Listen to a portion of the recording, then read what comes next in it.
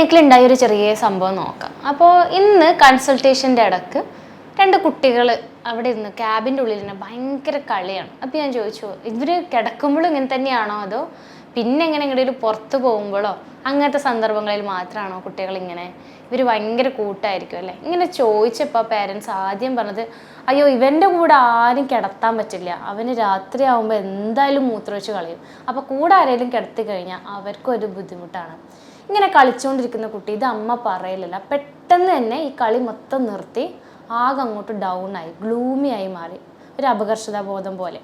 അപ്പോൾ ഇതേ സിറ്റുവേഷന് ഈ ഒരു വീട്ടിൽ മാത്രമല്ല, ഒരുപാട് വീട്ടിലെ കുട്ടികൾ ഫേസ് ചെയ്യുന്നുണ്ടെന്ന് വളരെ കോമൺ ആയിട്ട് ഉള്ളൊരു സെനേരിയോ ആണ്.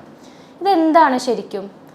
രാത്രി കാലങ്ങളിൽ കുട്ടികൾ കുറച്ച് മുതിർന്നാൽ പോലും അറിയാതെയോ അറിഞ്ഞുകൊണ്ടോ മൂത്രമൊഴിക്കുക, അതിൻ്റെ കൺട്രോൾ നഷ്ടപ്പെടുക.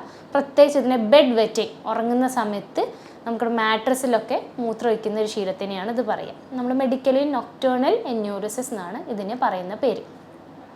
ഇത് പലപ്പോഴും കുട്ടികൾക്ക് മാത്രമല്ല, ചില കേസസിൽ മുതിർന്നവർക്കും ഇതേ സിറ്റുവേഷൻ വരാറുണ്ട്. പക്ഷെ ഇന്ന് നമ്മൾ നോക്കാൻ പോകുന്നത് കുട്ടികളിൽ ഇത് എന്തുകൊണ്ടാണ് വരുന്നത്, ശരിക്കും ഇതെന്താണ്, ഏത് ഇൻറ്റൻസിറ്റിയിലാണ് കുട്ടികളത് ഒരു ഇഷ്യൂ ആയി മാറുന്നത് എന്നുള്ളത് നോക്കാം.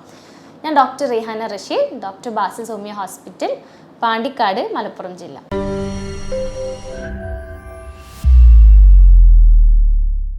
എന്താണ് ബെഡ് വെറ്റിംഗ്? സാധാരണഗതിയിൽ ഇത് നമ്മൾ മെഡിക്കലി നൊക്ടേണൽ എന്യൂറിസിസ് എന്നാണ് പറയുക. അതായത് ഒരു കുട്ടി ജനിച്ചു കഴിഞ്ഞാൽ നോർമലി പല പ്രവർത്തനങ്ങൾ ഓരോ പോയിന്റ് ഓഫ് ടൈം അല്ലെങ്കിൽ ഓരോ ഘട്ടത്തിലാണ് പഠിച്ചെടുക്കുക. കുട്ടി ഇങ്ങനെ തിരിഞ്ഞ് കിടക്കുന്നത്, സപ്പോർട്ടില്ലാതെ ഇരിക്കുന്നത്, സംസാരിക്കുന്നത്, നടക്കുന്നത്, ചാടുന്നത് പോലുള്ള ഓരോ കാര്യങ്ങൾ.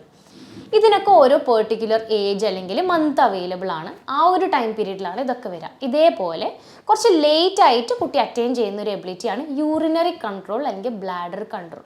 മൂത്രം ഒഴിക്കാൻ മുട്ടുന്നുണ്ട്, ബ്ലാഡർ ഫുള്ളായി കഴിഞ്ഞു, ഇനി ഏതെങ്കിലും ഒരു സ്ഥലത്ത് മാറി നിന്നിട്ടോ ഒന്നല്ലെങ്കിൽ ക്ലോസറ്റിലോ അല്ലെങ്കിൽ പോട്ടി പോലുള്ള സാധനങ്ങളിൽ മൂത്രം ഒഴിക്കാമെന്ന് കുട്ടിക്ക് പർപ്പസ്ഫുള്ളി അത് കൺട്രോൾ ചെയ്യാനും ഒഴിക്കാൻ കഴിയുന്ന സ്റ്റിമുലസിനോട് റെസ്പോണ്ട് ചെയ്യാൻ കഴിയുക.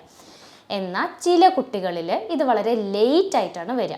നോർമലി ഈ ഒരു എബിലിറ്റി കുട്ടികളിൽ ഒരു 3.5 വയസ്സാകുമ്പോൾ തന്നെ പഠിച്ചെടുക്കാറുണ്ട്. അതായത് 1.5 വയസ്സ് മുതൽ 3.5 വയസ്സിനുള്ളിൽ നോർമലി എല്ലാ കുട്ടികൾക്കും ഇത് പഠിക്കാൻ കഴിയും.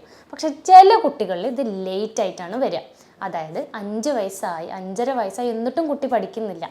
ഇങ്ങനത്തെ കേസസ് ആണെങ്കിൽ നിങ്ങൾക്ക് തീർച്ചയായിട്ടും ഇതൊരു ഡയഗ്നോസിസ് ആയി കണ്ട് കറക്റ്റ് ഒരു ഡോക്ടറിൻ്റെ ഹെൽപ്പോട് കൂടി ട്രീറ്റ്മെൻറ്റ് എടുക്കലും വളരെ നിർബന്ധമാണ്. പക്ഷെ എല്ലാ ബെഡ് വെറ്റിങ്ങിനും ശരിക്കും പറഞ്ഞാൽ ട്രീറ്റ്മെൻറ്റ് അവൈലബിൾ ആണ് അല്ല. 5 വയസ്സിന് ശേഷമാണെങ്കിൽ പോലും ചില കേസസിലുള്ള ബെഡ് വെറ്റിങ് നമുക്ക് ട്രീറ്റ്മെൻറ്റ് ആവശ്യമില്ല. ആ കാറ്റഗറീസ് എന്താണെന്ന് നോക്കാം. 1, കുട്ടി മൂത്രം ഒഴിക്കുന്നുണ്ട്, സ്ഥിരമായി ഒഴിക്കുന്നില്ല, വല്ലപ്പോഴും 1-2 ദിവസം മാത്രം, നല്ല കടുത്ത പനി ഉണ്ടായിരുന്നു, അപ്പോൾ ആ ദിവസങ്ങളോട് അനുബന്ധിച്ച് ആ ദിവസം അല്ലെങ്കിൽ അടുത്ത 2 ദിവസങ്ങളൊക്കെ കുട്ടി ഇങ്ങനെ മൂത്രം ഒഴിച്ചു. ഇതൊരു ബോഡി ടെൻഷൻ അല്ലെങ്കിൽ ഷോക്ക് മൂലം കുട്ടിക്ക് ഇങ്ങനെ സംഭവിക്കാം. ഇത് ആ ഒരു വൈറൽ ഫീവറോ അല്ലെങ്കിൽ ആ ഇൻറ്റൻസ് ഇൻഫെക്ഷനൊക്കെ മാറിക്കഴിഞ്ഞാൽ തന്നെ ഓക്കെ ആയി മാറും.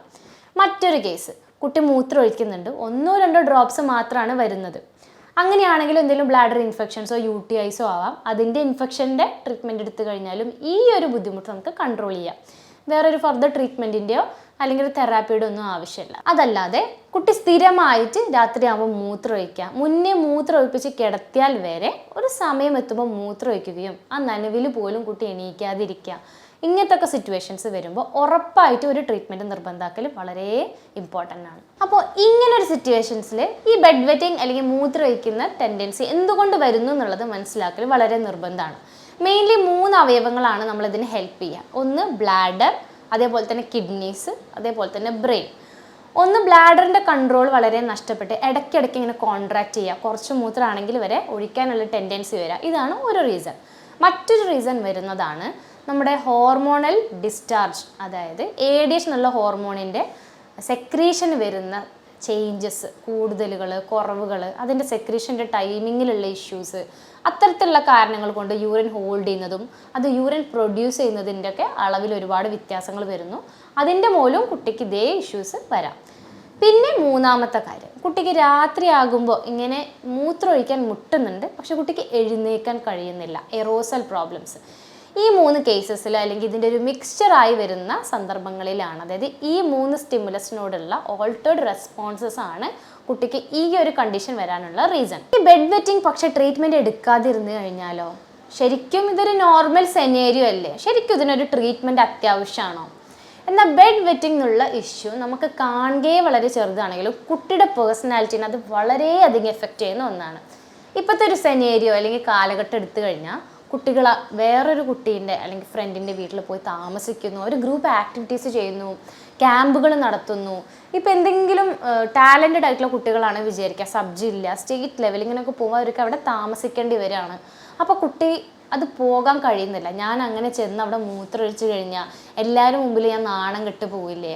അല്ലെങ്കിൽ ഇപ്പോൾ ഇതേപോലെ ഇപ്പോൾ ഞാൻ നേരത്തെ പറഞ്ഞ പോലെ തന്നെ നമ്മൾ റാൻഡമായിട്ട് പാരൻസ് തന്നെ ഇങ്ങനെ പെട്ടെന്ന് എന്തെങ്കിലും പറയുമ്പോൾ ഉറങ്ങുന്ന കാര്യങ്ങളൊക്കെ എടുത്തിടുമ്പോൾ ഇതൊരു കോമഡി ആയിട്ടോ തമാശയായിട്ടോ പലരുടെ മുമ്പിലും വെച്ച് അവതരിപ്പിക്കാം. ഇങ്ങനത്തെ കാര്യങ്ങളൊക്കെ കുട്ടിയിൽ ഒരുപാട് കോൺഫിഡൻസിൻ്റെ ഇഷ്യൂസ് ക്രിയേറ്റ് ചെയ്യും. അപ്പോൾ ഇത്തരത്തിലുള്ള കാര്യങ്ങൾ നമ്മൾ വളരെ ഇമ്പോർട്ടൻസിൽ എടുക്കുകയും ഇതിന് ട്രീറ്റ്മെൻറ്റ് എടുക്കലും നിർബന്ധമാണ്. അപ്പോൾ ഇത്തരത്തിലുള്ള കുട്ടികൾക്ക് വരുമ്പോൾ ഏത് രീതിയിലാണ് നമ്മൾ ട്രീറ്റ്മെൻറ്റ് ചെയ്യേണ്ടത് നോക്കാം. ഒന്ന്, കുറച്ച് ശീലങ്ങൾ നിങ്ങൾ മാറ്റം വരുത്തണം. അതായത് കുട്ടിക്ക് ഓൾറെഡി ഒരു ബുദ്ധിമുട്ടുള്ളത് കൊണ്ട് തന്നെ നിങ്ങൾ രാത്രി ആകുമ്പോൾ കുട്ടിയെ മൂത്രമൊഴിപ്പിച്ച് മാത്രം ഉറങ്ങാൻ വേണ്ടിയിട്ട് ശ്രദ്ധിക്കുക. ഫോഴ്സ്ഫുള്ളി കുട്ടിയെ ഒരു ടൈം ആകുമ്പോൾ എണീപ്പിക്കുക, എന്നിട്ട് മൂത്രമൊഴിക്കാൻ നിർബന്ധിക്കുക. അത്തരത്തിലുള്ള ശീലങ്ങൾ വളർത്തിയെടുക്കുന്നത് ഒരു പരിധി വരെ ബിഹേവിയറൽ ചേഞ്ച് ആണെങ്കിൽ കുട്ടിയിൽ ഇതിൻ്റെ കൺട്രോൾ കിട്ടാൻ വളരെയധികം സഹായിക്കും.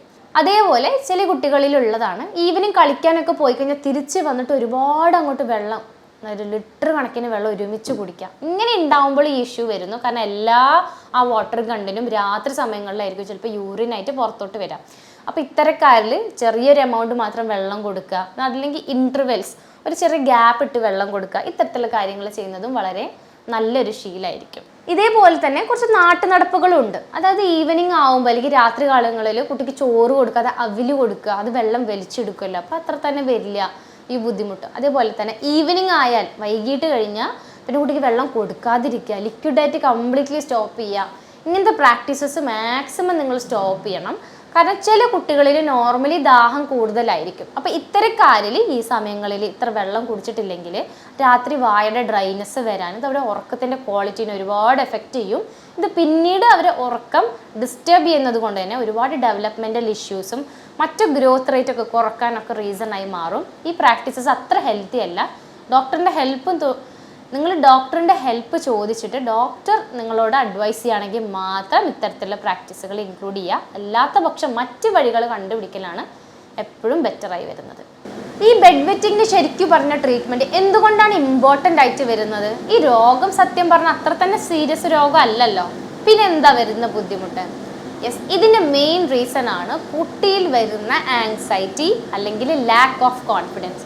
ഇപ്പോൾ പഠിക്കാൻ നല്ല കഴിവുള്ള കുട്ടിയാണ്, അല്ലെങ്കിൽ പാടാൻ നല്ല കഴിവുള്ള കുട്ടിയാണ്, മറ്റെന്തെങ്കിലും കോ കരിക്കുലർ ആക്ടിവിറ്റീസ്, ഡാൻസ്, പാട്ട്, ഗെയിംസ്, ഇതിലൊക്കെ എന്തെങ്കിലും കഴിവുണ്ടെങ്കിൽ മറ്റെന്തെങ്കിലും നെക്സ്റ്റ് പദവി, ജില്ല അല്ലെങ്കിൽ സ്റ്റേറ്റ് അങ്ങനെയൊക്കെ പോകുമ്പോൾ സ്റ്റേ ചെയ്യേണ്ടി വരും, മറ്റൊരു സ്ഥലത്ത് നിൽക്കേണ്ടി വരും, അതിൻ്റെ ഭാഗമായിട്ട് പ്രാക്ടീസ് ചെയ്യേണ്ടി വരും. അല്ലെങ്കിൽ എന്ത് കാരണങ്ങളായിക്കോട്ടെ, ഒരു സോഷ്യൽ ഗ്യാതറിങ്, ഒരു പെരുന്നാളിൻ്റെ സമയത്തോ അല്ലെങ്കിൽ ഓണത്തിൻ്റെ സമയത്തോ ഇങ്ങനെ എല്ലാവരും ഫാമിലി കൂടി നിൽക്കുമ്പോൾ ഉറങ്ങുന്ന സമയങ്ങളിൽ ക്യാമ്പുകളിൽ ഇങ്ങനെ അറിയാതെ മൂത്രമൊഴിച്ച് പോകുമ്പോൾ കുട്ടിയിൽ അത് ഒരുപാട് ഷെയിം അല്ലെങ്കിൽ നാണക്കേട് ക്രിയേറ്റ് ചെയ്യുന്നു.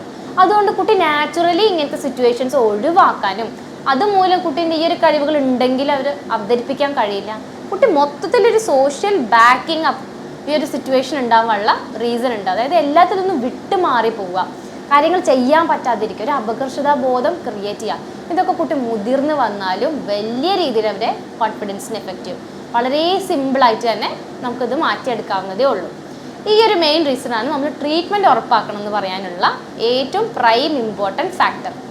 രണ്ടാമത്തെ കാര്യം, റിപ്പീറ്റഡ് ആയിട്ട് യൂറിനിൽ ഇങ്ങനെ കിടക്കുമ്പോൾ ഈ ഒരു വെറ്റിംഗ് കാരണം കുട്ടിക്ക് ഇഷ്യൂസ് വരാം, ഡ്യൂട്ടി ടെൻഡൻസീസ് വരാം, അല്ലെങ്കിൽ മറ്റെന്തെങ്കിലും ഹെൽത്ത് പ്രോബ്ലംസ് വരാനുള്ള സാധ്യതകളും ഉണ്ട്. കാരണം ഇതൊരു സെക്രീറ്ററി ലിക്വിഡാണ്. അത് എപ്പോഴും നമ്മളെ ബോഡിയിൽ ഇങ്ങനെ കോണ്ടാക്റ്റ് വരുന്നതോ ഡെയിലി ഒരു മെത്തയിൽ അങ്ങനെ നനഞ്ഞ് കിടക്കുന്നതോ ഹെൽത്തി അല്ല, ആ ഒരു റീസൺ കൊണ്ടും.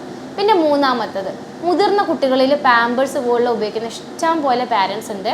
പ്ലീസ് നിങ്ങൾ നേരത്തെ തന്നെ കുട്ടിയെ ഈ ഒരു ബാത്റൂം ഹാബിറ്റ്സ് പഠിപ്പിക്കുക. 1 വയസ്സായോ കുട്ടിക്ക്, ഒരു ടൈമിംഗ് അനുസരിച്ചിട്ട് ഇത്ര തവണ കുട്ടി മൂത്രമൊഴിക്കാൻ പോകുന്നുണ്ട്, ഈ സമയത്ത് മൂത്രമൊഴിക്കാൻ കൊണ്ടു, അങ്ങനത്തെ ശീലങ്ങൾ വളർത്തിയെടുക്കുക. പരമാവധി ഡൈപ്പർ പോലത് ഉപയോഗിക്കാതെ നിൽക്കുക. നിങ്ങൾക്ക് ഒരുപാട് സ്കിൻ ഇഷ്യൂസ് വരാനും മറ്റു ബുദ്ധിമുട്ടുകളെയും ഇത് ഒരു റീസൺ ആയിട്ട് വന്നേക്കാം, അല്ലെങ്കിൽ മറ്റു പ്രോബ്ലംസിന് ഇതൊരു വെൽക്കമിങ് സ്റ്റെപ്പായി മാറിയേക്കാം. ഇതിന് മറ്റെന്ത് രീതികളാണുള്ളത്? ഒന്ന് ബിഹേവിയറൽ തെറാപ്പി, കുട്ടിയിൽ വരുന്ന സ്വഭാവത്തിലുള്ള വ്യത്യാസങ്ങളാവാം. അപ്പം അതിനെ ട്രീറ്റ്മെൻറ്റ് ചെയ്യലാണ് ഫസ്റ്റ് മെത്തേഡ്. ഞാൻ നേരത്തെ പറഞ്ഞതുപോലെ തന്നെ രാത്രി കൂടുതൽ വെള്ളം കുടിക്കുന്നവരുണ്ടെങ്കിൽ അത് നിർത്തിവെക്കാം. ഉറങ്ങി എണീക്കാൻ ബുദ്ധിമുട്ടുള്ളവരാണെങ്കിൽ ടൈം അല്ലെങ്കിൽ എല്ലാം വെച്ച് കുട്ടിയെ എഴുന്നേൽപ്പിച്ച് മൂത്രം ഒഴിപ്പിക്കുക. അതല്ലാന്നുണ്ടെങ്കിൽ കുട്ടിക്ക് ചിലപ്പോൾ മടിയോ വാശിയോ കാരണം കുട്ടി പർപ്പസ്ഫുള്ളി ഇങ്ങനെ മൂത്രമൊഴിക്കാം. യെസ്, ചില കുട്ടികൾ അങ്ങനെ ചെയ്യാറുണ്ട്. അങ്ങനെയുള്ളതാണെങ്കിൽ അത് അങ്ങനെയാണോ എന്നുള്ളത് മനസ്സിലാക്കുക. കുട്ടിക്ക് വേണ്ട അറ്റൻഷനും കെയറും കൊടുക്കുക. കുട്ടി ഈ ഒരു സ്വഭാവം നാച്ചുറലി കുറച്ച് വരും. അല്ലെങ്കിൽ ഇതിനും അപ്പുറത്ത് നിങ്ങൾക്ക് ഇഷ്യൂ വരുന്നുണ്ടെങ്കിൽ ബിഹേവിയർ തെറാപ്പീസ് പ്രൊവൈഡ് ചെയ്യുന്ന ഒരുപാട് ഡോക്ടേഴ്സ് അവൈലബിൾ ആണ്. അവരുടെ അടുത്ത് കൗൺസിലിങ്ങിനും കാര്യങ്ങൾക്കും വേണ്ടി തെറാപ്പി സെഷൻസിൽ കുട്ടികളെ കൊണ്ടുപോകാം. അതാണ് ഫസ്റ്റ് മെത്തേഡ്. രണ്ടാമത്തെയാണ് സ്റ്റിമുലസ് റെസ്പോൺസ് ബെറ്റർ ആക്കുന്നത്. നേരത്തെ പറഞ്ഞ പോലെ ബ്ലാഡർ കൺട്രോൾ, അതല്ലെങ്കിൽ കിഡ്നിയുടെ ഈ ഹോർമോണിൻ്റെ റിലീസിന് വരുന്ന ബുദ്ധിമുട്ടുകൾ, രാത്രിയാകുമ്പോൾ എഴുന്നേൽക്കാൻ പറ്റാത്ത, അതായത് സ്റ്റിമുലസിനോട് റെസ്പോണ്ട് ചെയ്യാൻ പറ്റാത്ത ഈ 3 കേസസിൽ വരുന്ന ചേഞ്ചസിനെ കറക്റ്റ് രീതിയിലുള്ള മെഡിസിൻസ് പ്രൊവൈഡ് ചെയ്യാം. നമുക്ക് ഹോമിയോപ്പതിയിൽ ഒരുപാട് നല്ല മെഡിസിൻസ് ഇത്തരത്തിലുള്ള കണ്ടീഷൻസിലുണ്ട്. നമുക്ക് വളരെ ചെറിയ കാലയളവിൽ തന്നെ പൂർണ്ണമായിട്ടും നമുക്ക് മാറ്റിയെടുക്കാൻ കഴിയും. ഏറ്റവും കൂടുതൽ ഇത്തരത്തിലുള്ള ടെൻഡൻസീസ് നമ്മൾ കണ്ടിട്ടുള്ളത് അഡിനോയിഡ്സ് പോലുള്ള ഓൾറെഡി ഉറക്കം ഡിസ്റ്റർബ്ഡ് ആയിട്ടുള്ള കുട്ടികളിലാണ് ടെൻഡൻസി കൂടിക്കാണുന്നത്. നിങ്ങൾക്ക് മക്കൾക്കൊരു 5 വയസ്സ് കഴിഞ്ഞിട്ടും ഈ ബുദ്ധിമുട്ട് വരുന്നുണ്ടെങ്കിൽ നിങ്ങൾ ഒരു കൺസൾട്ടേഷൻ എടുത്ത് അടുത്തുള്ളൊരു ഡോക്ടറെ കാണിക്കാം. ഈ സിറ്റുവേഷൻ നിങ്ങളോട് തുറന്ന് പറയാം. കുട്ടിയുടെ യഥാർത്ഥ പ്രോബ്ലം എന്താണെന്ന് അവർ കണ്ടുപിടിക്കും. അതിനനുസരിച്ച് കറക്റ്റ് ട്രീറ്റ്മെൻറ്റും മെഡിസിൻസും പോയി കഴിഞ്ഞാൽ പൂർണ്ണമായിട്ട് തന്നെ മാറ്റിയെടുക്കാം. അപ്പോൾ ഈ ടോപ്പിക്കുമായിട്ട് അനുബന്ധിച്ച് നിങ്ങൾക്ക് എന്തെങ്കിലും മറ്റ് സംശയങ്ങളുണ്ടെങ്കിലും അല്ലെങ്കിൽ ട്രീറ്റ്മെൻറ്റ് ആവശ്യമാണെങ്കിലും നിങ്ങൾക്ക് എപ്പോഴും നമ്മളെ കൺസൾട്ട് ചെയ്യാം അല്ലെങ്കിൽ അപ്രോച്ച് ചെയ്യാം. താഴെ നമ്മൾ പേരും അഡ്രസ്സും നമ്പറും എല്ലാം പ്രൊവൈഡ് ചെയ്തിട്ടുണ്ട്. ഞാൻ doctor Rihana Rasheed, doctor Basil's homoeo hospital, Pandikkad, Malappuram ജില്ല.